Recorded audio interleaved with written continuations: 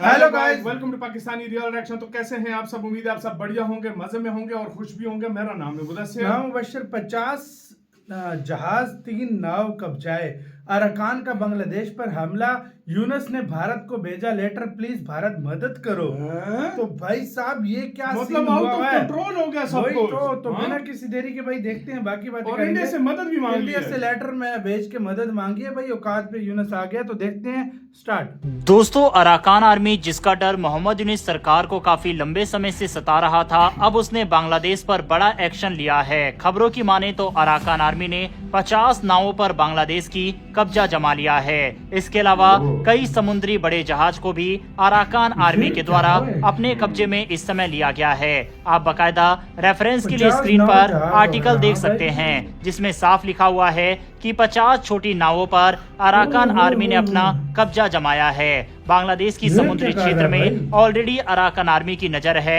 ऐसे में यह हमला बांग्लादेश के लिए एक बहुत बड़ा खतरा साबित होने वाला है। पिछले कुछ दिनों से जिस तरह से अराकान आर्मी आगे बढ़ रही है, इस समय खतरा न सिर्फ म्यांमार के लिए है बल्कि बांग्लादेश के लिए भी काफी बड़ा खतरा है। लेकिन इसमें भारत का भी एक बड़ा एंगल जुड़ा हुआ है, क्योंकि हाल ही में म्यांमार के अंदर भारतीय अधिकारियों की बैठक हुई जिसमें भारत न सिर्फ अराकान आर्मी से बातचीत कर रहा है बल्कि म्यांमार की सेना से भी बातचीत करने में लगा हुआ है। और इसी बीच ये खबर सामने आना कि बांग्लादेश के ऊपर इतना बड़ा एक्शन लिया गया है, ये बांग्लादेश के लिए बिल्कुल भी अच्छी खबर नहीं है। बांग्लादेश की मीडिया और बांग्लादेश की सरकार हालांकि भारत के ऊपर और भारतीय मीडिया के ऊपर लगातार ये आरोप लगाती रहती है कि हमारी तरफ से फेक न्यूज बांग्लादेश को लेकर चलाई जाती है। तो इस खबर को लेकर हम बांग्लादेशी मीडिया का ही आर्टिकल आप लोगों को दिखाते हैं। आप स्क्रीन पर अब ट्रिब्यून ढाका का आर्टिकल देख सकते हैं। ढाका ट्रिब्यून के आर्टिकल में लिखा हुआ है, Arakan army still holding 3 cargo vessels demand trade share. यहाँ बड़े कार्गो शिप की बात की जा रही है जिसको अराकान आर्मी ने पकड़ा हुआ है। इनके मुताबिक म्यांमार के यांगून से 3 कार्गो जहाज 50,000 बोरिया लेकर बांग्लादेश के टेकनाव पोर्ट की ओर जा रहे थे। लेकिन रास्ते में म्यांमार की अराकान आर्मी ने इन जहाजों को अपने कब्जे में ले लिया। ये घटना 18 जनवरी की है। अराकान आर्मी ने इन जहाजों को नेफ नदी के पास रोका और उनकी जांच के बहाने उन्हें अपने कब्जे में ले लिया। जहाजों पर अचार, सूखी मछली, सुपारी, कॉफी और अन्य चीजें थी। अराकान आर्मी एक विद्रोही समूह है जो म्यांमार के रखाइन राज्य में सक्रिय है। ये समूह अपनी अलग राज्य की मांग कर रहा है और बॉर्डर ट्रेड से अपना हिस्सा भी मांग रहा है।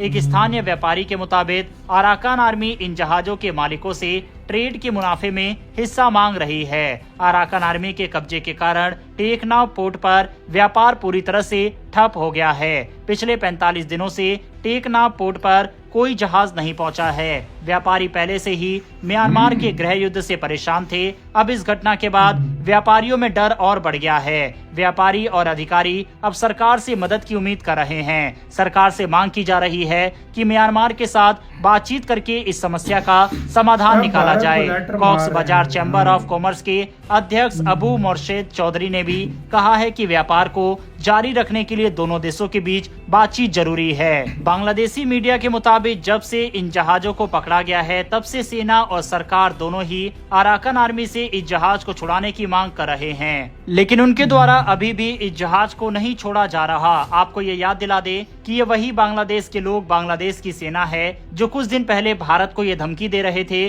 कि भारत के नॉर्थ ईस्ट के राज्यों को कुछ ही समय में वे बांग्लादेश में मिला सकते हैं और एक छोटी सी विद्रोही संगठन से अपने जहाज नहीं छुड़ा पा रहे और लड़ाई के सपने वे भारत से देख रहे हैं। वहीं कल भारत और बांग्लादेश के बीच में भी झड़प देखी गई और ये झड़प दोनों देशों की सेना के बीच नहीं बल्कि दोनों देशों के किसानों के बीच हुई। शनिवार को भारतीय किसानों ने आरोप लगाया कि बांग्लादेशी किसान उनकी फसलों को चोरी कर रहे थे। वहीं बांग्लादेशी किसानों का कहना था कि भारतीय किसान उनके क्षेत्र में आकर आम के पेड़ काट रहे हैं। घटना सुबह करीब 11:45 बजे शुरू हुई। भारतीय किसानों का कहना है कि उन्होंने बांग्लादेशी किसानों को भारत की सीमा में फसल काटते हुए देखा। जब उन्होंने इसका विरोध किया तो बात बढ़ते बढ़ते झगड़े में बदल गई। दोनों पक्षों ने एक दूसरे पर पथराव किया। हालात इतने बिगड़ गए कि सीमा सुरक्षा बल यानी बीएसएफ और बॉर्डर गार्ड बांग्लादेश यानी बीजीबी को मौके पर आना पड़ा। उन्होंने स्थिति को संभाला और लोगों को वहां से हटाया। भारतीय किसानों का कहना है कि जब वे अपने खेतों में काम कर रहे थे तो उन्होंने बांग्लादेशी किसानों को अपनी फसल चुराते हुए देखा।